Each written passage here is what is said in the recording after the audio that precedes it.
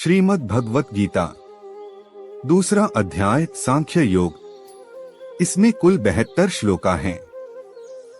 अर्जुन के शोक का कारण। श्लोक नंबर 1। संजय उवाच तन तथा करिपयाविष्टमश्रुपूर्णा कुलेक्षणम विषीदन्तमिदं वाक्यमुवाच मधुसूदनः। अर्थ, संजय ने कहा, इस प्रकार करुणा से अभिभूत आंसुओं से भरे हुए व्याकुल नेत्रों वाले शोकग्रस्त अर्जुन को देखकर मधुसूदन श्री कृष्ण ने यह शब्द कहे। श्लोक नंबर 2। श्री भगवानुवाच कुतस्त्वा कश्मलमिदं विष्मे समुपस्थितम् अनार्यजुष्टमस्वर्ग्यं कीर्तिक्रम अर्जुन। अर्थ, श्री भगवान ने कहा, हे अर्जुन, इस विपरीत स्थिति पर तेरे मन में यह अज्ञान कैसे उत्पन्न हुआ? न तो इसका जीवन के मूल्यों को जानने वाले मनुष्यों द्वारा आचरण किया गया है और न ही इससे स्वर्ग की और न ही यश की प्राप्ति होती है। श्लोक नंबर 3। क्लैब्यमास्म गमः पार्थ नैतत्वयुपपद्यते क्षुद्रं हृदय दौर्बल्यं त्यक्त्वोत्तिष्ठ परन्तप। अर्थ, इसलिए हे अर्जुन, तू नपुंसकता को प्राप्त मत हो, यह तुझे शोभा नहीं देता है। हे शत्रुओं के दमन करता, हृदय की तुच्छ दुर्बलता को त्याग कर युद्ध के लिए खड़ा हो। श्लोक नंबर 4। अर्जुन उवाच कथं भीष्मं संख्ये द्रोणं च मधुसूदन इषुभ्यः प्रतियोत्स्यामि पूजार्हा वृसूदन। अर्थ, अर्जुन ने कहा, हे मधुसूदन, हे शत्रुहंता, मैं युद्ध भूमि में किस प्रकार भीष्म पितामह और द्रोणाचार्य जैसे पूजनीय व्यक्तियों पर बाण कैसे चलाऊंगा।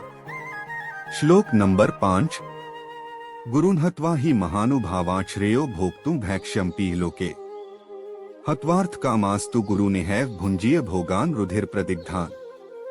अर्थ से महापुरुषों को जो कि मेरे गुरु हैं, इन्हें मारकर जीने की अपेक्षा में इस संसार में भिक्षा मांगकर खाना श्रेयस्कर समझता हूँ, क्योंकि गुरुजनों को मारकर भी तो इस संसार में खून से सने हुए सुख रूप भोग ही तो भोगने को मिलेंगे। श्लोक नंबर 6। न चैतद्विद्मः कतर्नो गरियो यद्वा जयेम यदि वा नो जयेयुः यानेव हत्वा न जिजीविषामस्ते वस्थिताः प्रमुखे धार्तराष्ट्राः।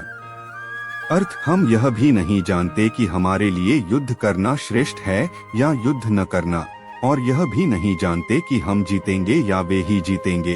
धृतराष्ट्र के पुत्रों का वध करके हम जीना भी नहीं चाहते, फिर भी वे हमारे सामने युद्ध भूमि में खड़े हैं। श्लोक नंबर 7। कार्पण्य दोषोपहत स्वभावः पृच्छामि त्वा धर्म सम्मूर्छेताः यच्छ्रेयः स्यान्निश्चितं ब्रूहि तन्मे शिष्यस्तेह शाधीमा त्वा प्रपन्नम। अर्थ, कृपण और दुर्बल स्वभाव के कारण अपने कर्तव्य के विषय में मोहित हुआ मैं आपसे पूछता हूँ कि वह साधन जो मेरे लिए श्रेयस्कर हो, उसे निश्चित करके कहिए। अब मैं आपका शिष्य हूँ और आपके शरणागत हूँ, कृपया मुझे उपदेश दीजिए। श्लोक नंबर 8। न हि प्रपश्यामि ममाप्नुद्याद्य क्षोक्मुच्छोषणमिन्द्रियाणाम् अवाप्य भूमावस्पत्रम रिद्धन राज्य सुराणाम्पि चाधिपत्यम। अर्थ, मुझे सा कोई साधन नहीं दिखता जो मेरी इंद्रियों के सुखाने वाले शोक को दूर कर सके। स्वर्ग में धन धान्य संपन्न देवताओं के सर्वोच्च इंद्रपद और पृथ्वी पर निष्कंटक राज्य को प्राप्त करके भी मैं उस उपाय को नहीं देखता हूँ। श्लोक नंबर 9।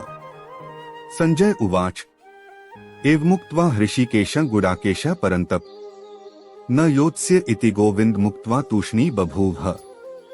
अर्थ, संजय ने कहा, हे राजन, निद्रा को जीतने वाला अर्जुन ने इंद्रियों के स्वामी श्री कृष्ण से कहा, हे गोविंद, मैं युद्ध नहीं करूंगा, और चुप हो गया। श्लोक नंबर 10। तमुवाच ऋषिकेशः प्रहसन्निव भारत सेन्योरुभयोर मध्ये विषीदन्तमिदं वचः। अर्थ, हे भरतवंशी, इस समय दोनों सेनाओं के बीच शोकग्रस्त अर्जुन से इंद्रियों के स्वामी श्री कृष्ण ने हंसते हुए से यह शब्द कहे। सांख्य योग का विषय। श्लोक नंबर 11। श्री भगवानुवाच अशोचानन वशोचस्त्वं प्रज्ञावादाश्च भाष्ये गतासून गतासूश्च नानुशोचन्ति पंडिताः। अर्थ, श्री भगवान ने कहा, हे अर्जुन, तू उनके लिए शोक करता है जो शोक करने योग्य नहीं है और पंडितों की तरह बातें करता है। जो विद्वान होते हैं वे न तो जीवित प्राणी के लिए और न ही मृत प्राणी के लिए शोक करते। श्लोक नंबर 12। न त्वेवाहं जातु नासन न त्व नेमे जनाधिपाः न चैव न भविष्यामः सर्वे वयमतः परम।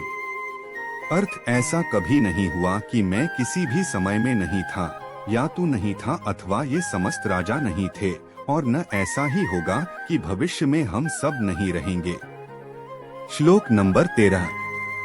देहिनोस्मिन् यथा देहे कौमारं यौवन जरा तथा देहांतर प्राप्तिर्धीरस्तत्र न मुह्यति। अर्थ जिस प्रकार जीवात्मा इस शरीर में बाल अवस्था से युवा अवस्था और वृद्ध अवस्था को निरंतर अग्रसर होता रहता है, उसी प्रकार जीवात्मा इस शरीर की मृत्यु होने पर दूसरे शरीर में चला जाता है। से परिवर्तन से धीर मनुष्य मोह को प्राप्त नहीं होते हैं। श्लोक नंबर 14। मात्रा स्पर्शास्तु कौन्तेय शीतोष्ण सुख दुःखदाः आगमापायनो नित्यास्तान् स्थितिक्षस्व भारत। अर्थ हे कुंती पुत्र, सुख दुख को देने वाले विषयों के क्षणिक संयोग तो केवल इंद्रिय बोध से उत्पन्न होने वाले सर्दी तथा गर्मी की ऋतुओं के समान आने जाने वाले हैं। इसलिए हे भरतवंशी, तू अविचल भाव से उनको सहन करने का प्रयत्न कर।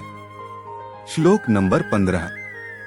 यही न व्यथ्यन्त्येते पुरुषं पुरुषर्षभ समदुःख सुखं धीरं सोमृतत्वाय कल्पते। अर्थ हे पुरुष श्रेष्ठ, जो मनुष्य दुःख तथा सुख में कभी विचलित नहीं होता है, दोनों परिस्थितियों में संभाव रखता है, सा धीर पुरुष निश्चित रूप से मुक्ति के योग्य होता है।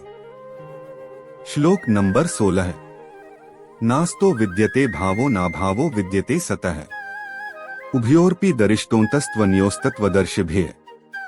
अर्थ तत्वदर्शियों के द्वारा निष्कर्ष निकाल कर देखा गया है कि असत वस्तु शरीर का कोई अस्तित्व नहीं होता है और सत वस्तु आत्मा में कोई परिवर्तन नहीं होता है। श्लोक नंबर 17। अविनाशी तो तद्विद्धि येन सर्वमिदं ततम् विनाशं व्ययस्यास्य न कश्चित् कर्तुमर्हति।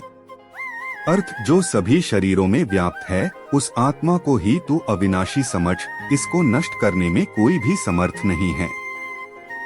श्लोक नंबर 18। अंतवंत इमे देहा नित्यस्योक्ता है शरीरिणः अनाशिनो प्रमेयस्य तस्माद्युध्यस्व भारत। अर्थ इस अविनाशी अमाप नित्य स्वरूप आत्मा के ये सब शरीर नष्ट होने वाले हैं, अत हे भरतवंशी तू युद्ध कर। श्लोक नंबर 19। य एन वेत्ति हंतारं यश्चैन मन्यते हतम् उभौ तो न विजानीतो नाय हंति न हन्यते। अर्थ जो इस आत्मा को मारने वाला समझता है तथा जो इसको मरा हुआ समझता है, वे दोनों ही अज्ञानी हैं, क्योंकि यह आत्मा वास्तव में न तो किसी को मारता है और न किसी द्वारा मारा जाता है। श्लोक नंबर 20।